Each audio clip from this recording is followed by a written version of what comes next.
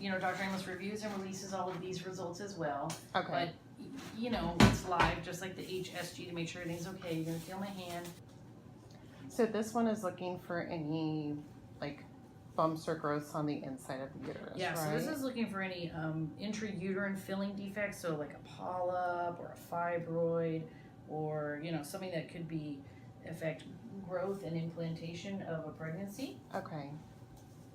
Would one little polyp affect it, or is this more for That's a bigger good question. stuff? So the studies show that if it's like less than 10 millimeters, there's the question is like, do you really want to go in there and remove it?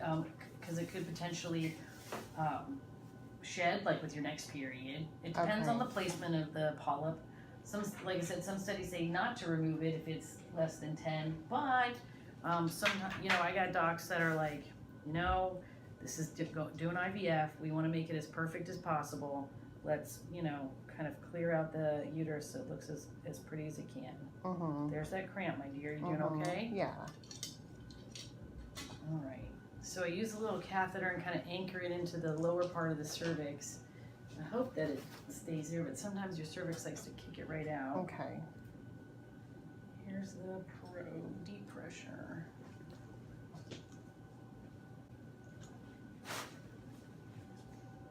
Thank you. So I'm going to get a bunch of pictures, seem like we always do. Okay.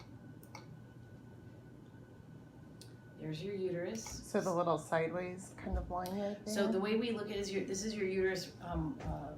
We cut you in half this way and then take a picture from the side. Okay. So you can see I'm pushing up here. There's my hand. But it's a side view of the uterus. Kind of looks like an avocado cut in half. Yeah. So I'm going to landmark everything. Okay.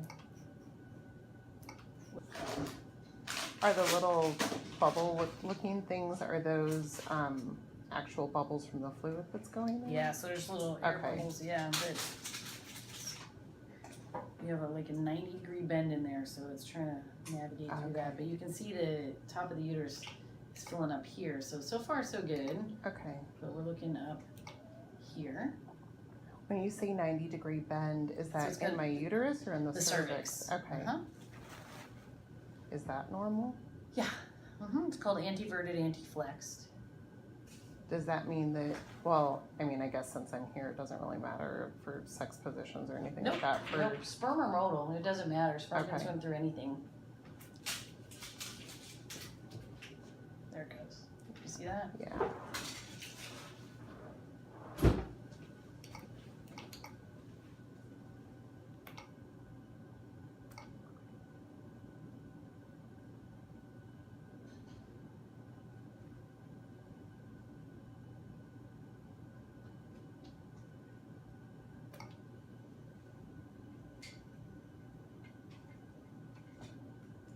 Hit P2.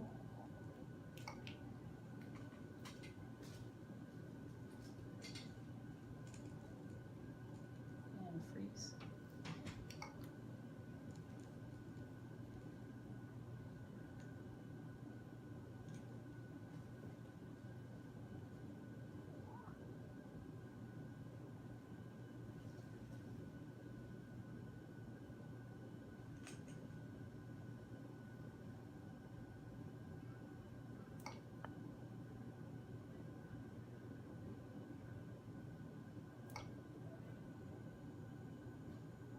So this is just getting some additional imaging. It's called a 3D image.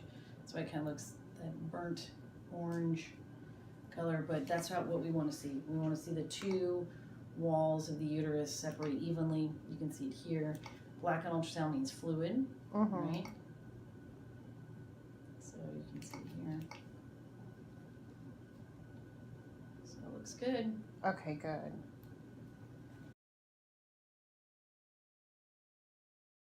Okay. So this is just your right ovary.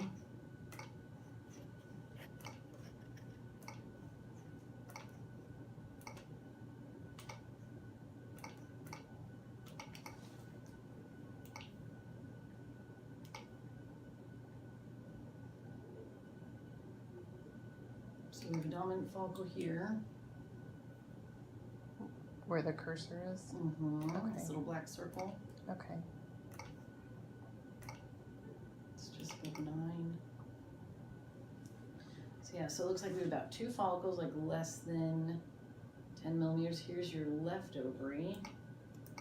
So 2 follicles less than 10 millimeters. I think on the right before he saw 3. Does that mean 1 died off? Well, yours just too small. Okay. Too small to see today. Yeah. Here's your left. My left cyst.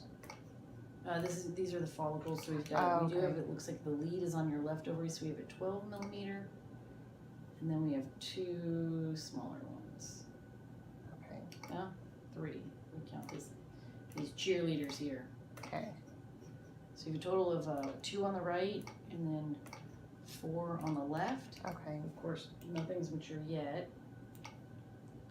And mark the ovary as well.